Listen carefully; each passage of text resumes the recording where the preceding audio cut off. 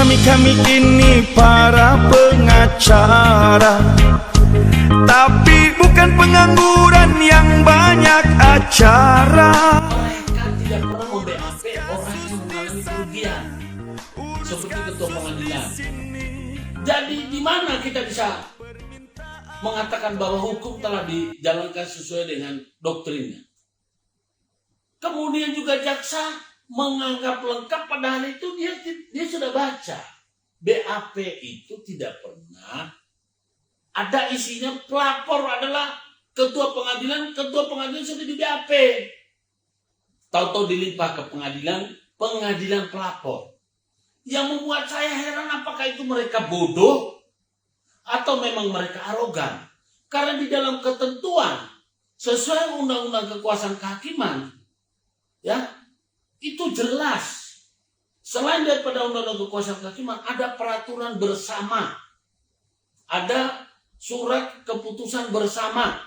Surat keputusan bersama antara Ketua Mahkamah Agung dan Ketua Komisi Yudisial mengatakan tidak boleh ada konflik kepentingan. Ya. Jadi hakim yang menangani perkara tidak boleh ada konflik kepentingan. Bagaimana tidak ada konflik kepentingan? Kalau dia pelapornya, dia juga di rumahnya diadili, kemudian yang mengadili adalah wakilnya, itu syarat dengan kepentingan. Nah, saya keberatan. Tapi keberatan saya itu tidak mereka indahkan. Itu di dalam surat kesepakatan bersama antara Komisi Yudisial dan Ketua Mahkamah Agung jelas. Ya. Begitu juga peraturan bersama antara tentang kode etik perilaku hakim. Tapi apa yang terjadi? Saya selaku terdakwa terus bersuara. Mereka tidak hiraukan. Ya saya protes terus. Akhirnya apa? Wibawa hakim di pengadilan kan jadi hilang. Ya, masyarakat perlu tahu bahwa peradilan itu dilaksanakan secara terbuka. Dan ingat, merupakan hak daripada seorang terdakwa untuk mempertahankan harkat martabatnya di depan pengadilan. Kalau dia tidak bersalah. Pengadilan itu tempatnya seorang terdakwa untuk membuktikan dia tidak bersalah. Di pengadilan itu adalah hak terdakwa yang harus dihormati oleh baik daripada hakim, JPU dan penyidik terhadap apa yang diupayakan oleh terdakwa untuk mengatakan bahwa dia tidak bersalah. Dia punya hak untuk membantah tentang bukti-bukti yang rekayasa. Bukti-bukti yang tidak sesuai hukum. Terdakwa punya hak.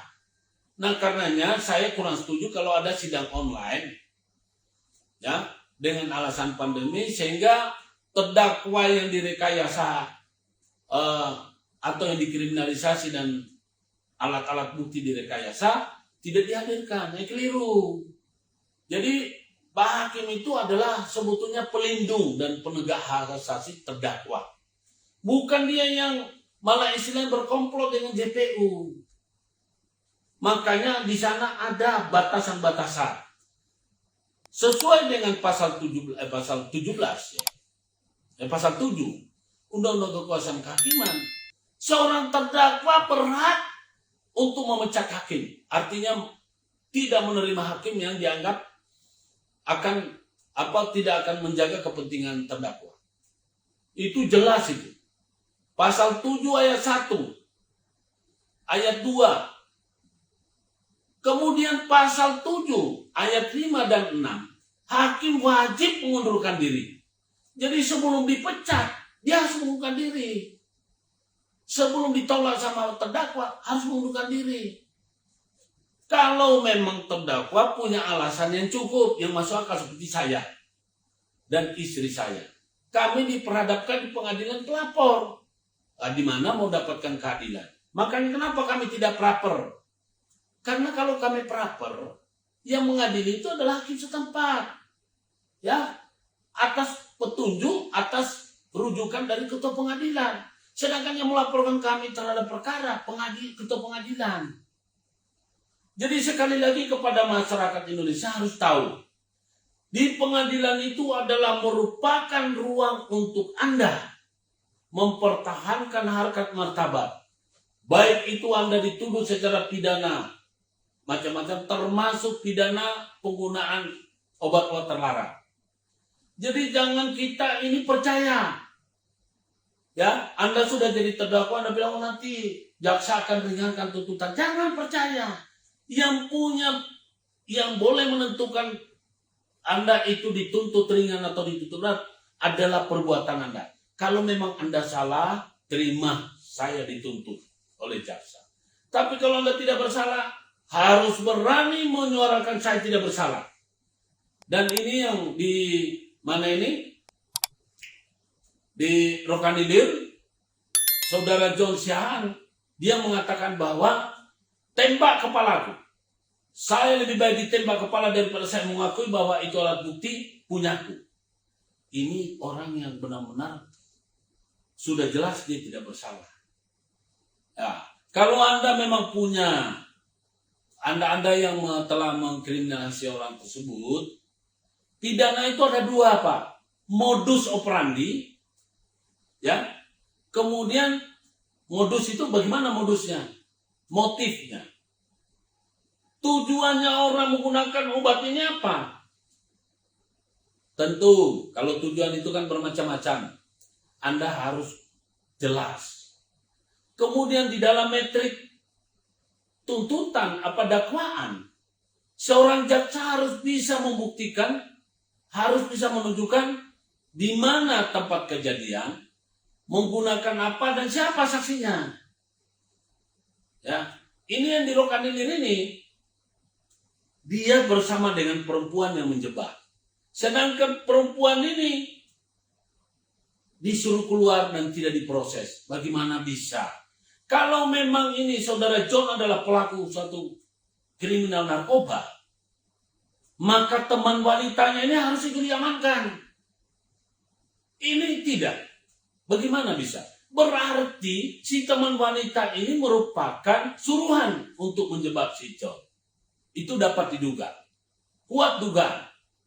Jadi sekali lagi saya ingin menyampaikan kepada saudara sekalian. Mari kita berhukum. Mari kita menegakkan hukum dengan hukum yang benar. Mari kita berhukum sesuai dengan ketentuan hukum yang benar. Jangan ada penumpang gelap. Jangan ada tendensi yang macam-macam. Ingat, Anda punya keluarga, Anda punya keturunan.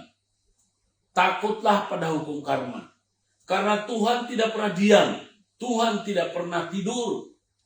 Dia akan membalas seluruh kelakuan kita yang gak benar terhadap orang lain. Saya bersyukur, ya, karena saya banyak mendapatkan telepon, orang minta bantuan, saya bisa memberikan nasihat. Ya, baru-baru ini, kalau Anda lihat video saya yang lalu sebelumnya, saya ada live di BPN Kota Surabaya 2. Karena saya telah mengurus warkah selama 8 bulan, ya, warkah yang sudah bersertifikat milik klien kami disandra oleh oknum. Habis itu saya live, tapi saya juga ada video tentang saya protes ngamuk-ngamuk. Mohon maaf kepada pegawai-pegawai di seluruh Indonesia yang orangnya baik yang sudah pernah saya amuki maupun yang belum, melalui kesempatan ini saya minta maaf. Saya adalah pejuang kebenaran. Saya akan berusaha mencari yang paling terendah, memohon supaya ada kerjasama membantu klien saya dimudahkan. Tetapi ketika saya sudah berupaya untuk jalan di atas kebenaran, kemudian tetap saya dipersulit, maka disitulah timbul kemarahan. Saya tahu pegawai BPN di seluruh Indonesia banyak, ribuan, puluhan ribu, ratusan ribu bahkan. Di antara mereka itu masih banyak, lebih banyak orang baik daripada yang jahat. Tetapi oknum-oknum ini menjadi pemenang. Nah, jadi saya mohon maaf kepada saudara-saudara, baik itu aparat, pokoknya semua aparatur negara di Indonesia, saya mohon maaf. Kalau saya kelihatan atau terkesan saya arogan, bukan. Saya memperjuangkan kebenaran yang dipermainkan.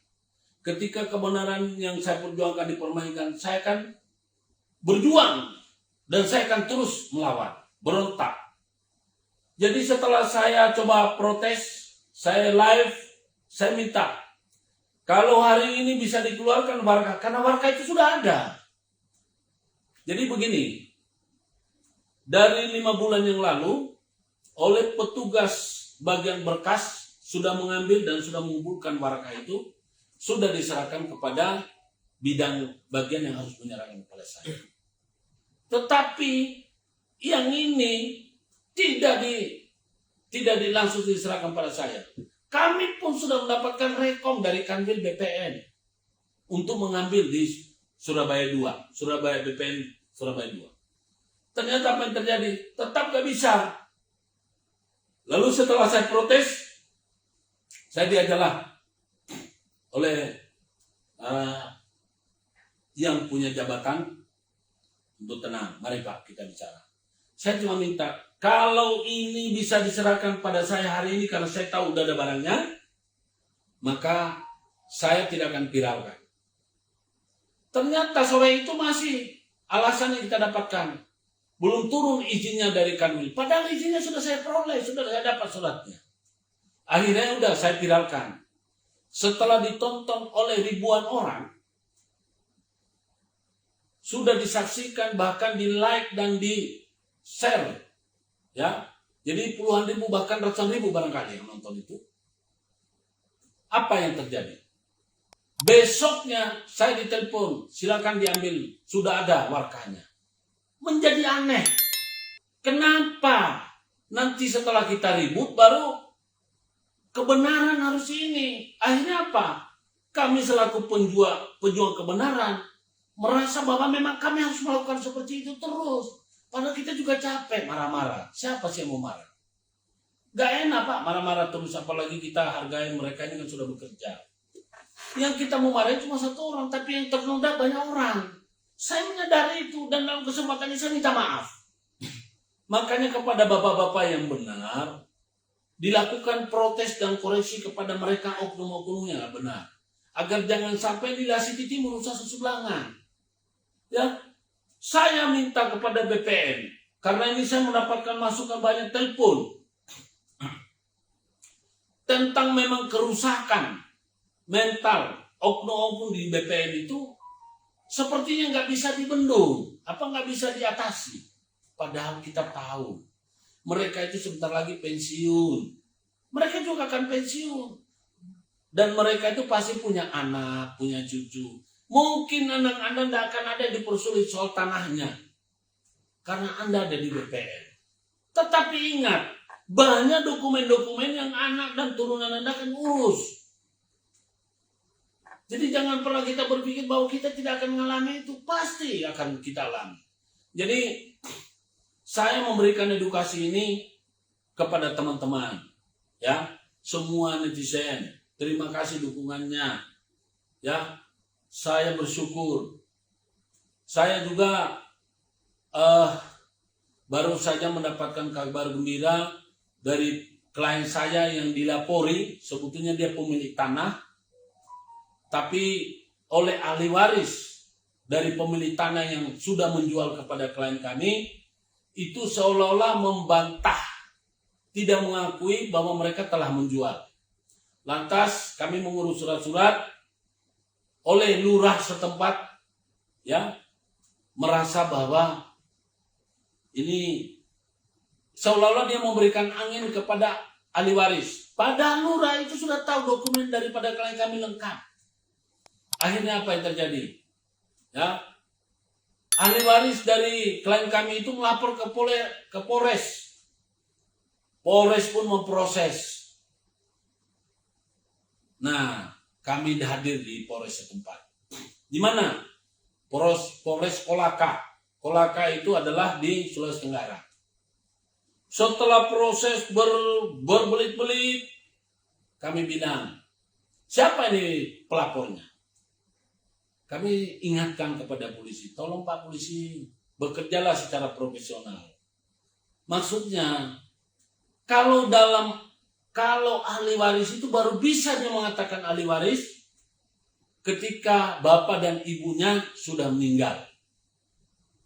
Kalau ibunya masih ada, nggak boleh seorang ahli waris pergi melapor, harus ibunya yang melapor.